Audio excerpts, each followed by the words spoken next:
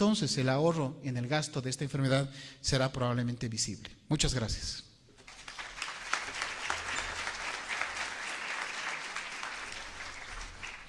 Bueno, muy bien. Ahora vamos a pedirle a nuestro buen amigo Juan Carlos que nos haga el favor de darnos esta plática, que verán ustedes, es una plática hermosa y llena de cosas nuevas para ustedes.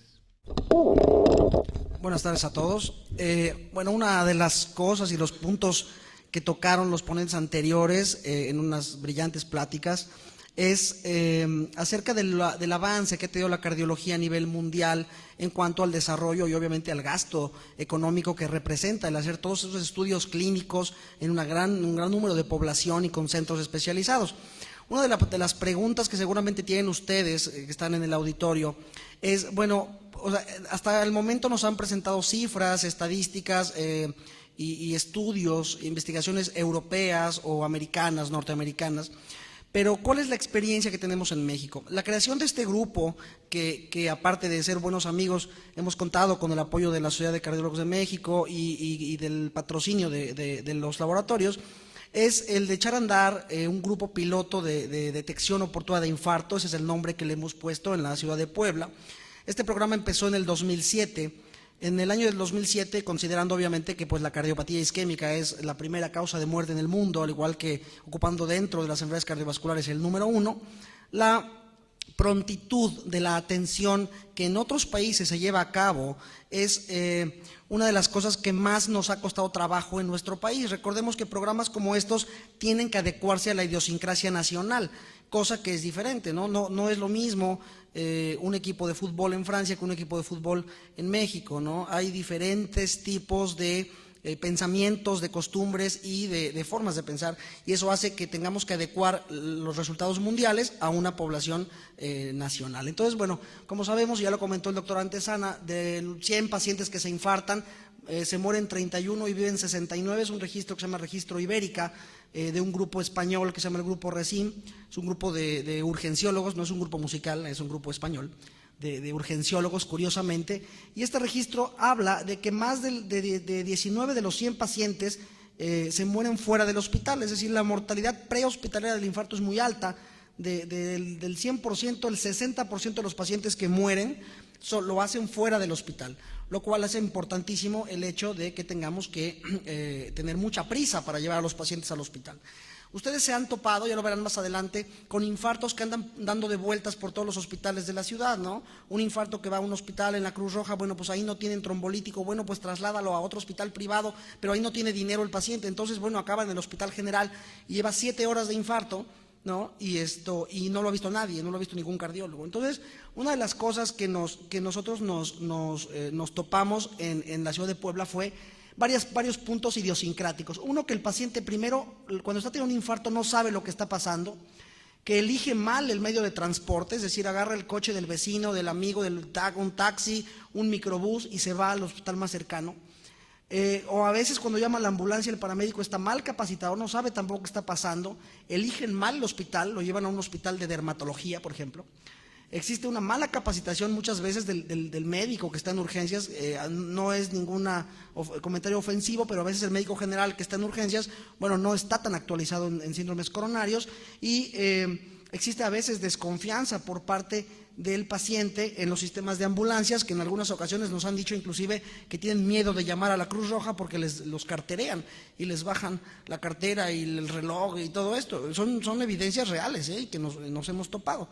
Entonces, bueno, la burocracia intrahospitalaria también es muy importante. Buenos días, un infarto, uy, no hay cardiólogo, ¿sabes qué? Vente mañana porque hasta mañana llega el cardiólogo, ¿no? Entonces, todo ese tipo de vicios que tenemos en nuestro país se originan por esto, porque no estamos acostumbrados a trabajar en equipo. El paramédico muchas veces es sobajado por el urgenciólogo, perdón por la palabra, el urgenciólogo es sobajado por el internista por el intensivista por el cardiólogo por el hemodinamista o intervencionista, y entonces es un poco más el protagonismo de quién va a salvar al paciente que en sí el paciente mismo, ¿no? Entonces, la pregunta es, ¿quién es de todos estos personajes que tenemos aquí el que más salva la vida del paciente? Aceptamos manos arriba para ver quién quiere votar. ¿Quién de todos estos personajes es el que más salva la vida del paciente? Pues la respuesta es muy sencilla, el primero que llega, ¿no? Digo, si el primero que llega es un cardiólogo, pues qué padre. Pero si no, y es un paramédico, bueno, no importa. El primero que, es más, a veces el que salva la vida del paciente es la persona que está más cerca, aunque no sea médico. Puede ser la esposa del enfermo que está infartando, la hija o quien sea, o un transeúnte inclusive, ¿no?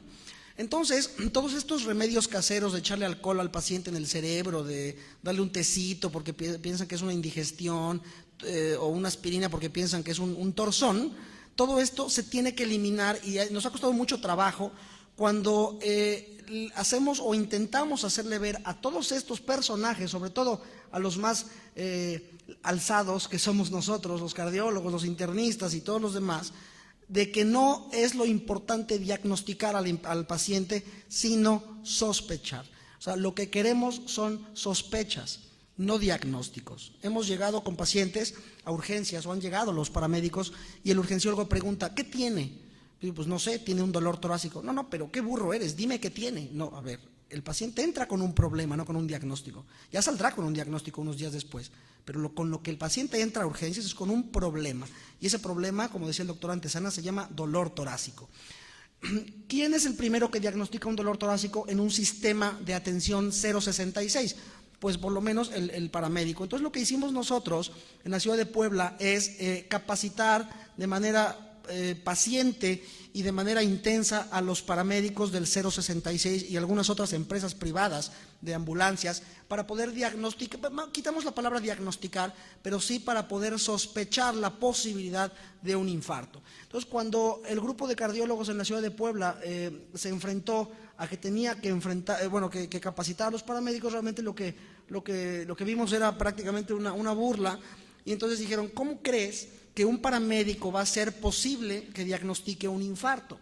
Entonces, la respuesta no es que va a diagnosticar un infarto, sino solamente lo va a sospechar. Esto nos llevó casi 7 meses para poder capacitar a todos los paramédicos del 066 que muchas veces no tienen estudios ni siquiera de preparatoria, o sea, son secundaria, son gente voluntaria, algunos estudiantes de medicina de primeros semestres. Entonces hicimos campañas publicitarias en radio, prensa, capacitación teórica práctica para los paramédicos de 8 horas. Colocamos algoritmos como los que presentó el doctor Antesana, muy sencillos, muy digeribles, muy fáciles, en las ambulancias, en las paredes de las ambulancias y en las salas de urgencias, y establecimos un contacto telefónico único que es el sistema 066. Entonces con esto rompimos la burocracia. Decidimos que el dolor torácico era propiedad del paramédico, quien iba a decidir a qué unidad hospitalaria iba ese paciente. Entonces, como ya comentaba el doctor Antesana, dividimos a las unidades públicas o privadas en aquellas unidades que no contaban con unidad de cateterismo y aquellas que sí contaban con unidad de cateterismo. Entonces, bueno, tuvimos que tocar muchas puertas, realmente no es sencillo, nos llevó mucho tiempo, pero gracias a el gobierno del estado, del municipio, el Consejo Estatal de Seguridad Pública, que es de quien depende el 066, bueno, varias cosas, Secretaría de Salud, los hospitales públicos con hemodinamia, hospitales privados con hemodinamia, y mucho de esto, gracias también a fundaciones que ponen lana y a la industria farmacéutica, pudimos hacer este programa y echarlo a andar, y le pusimos DOI.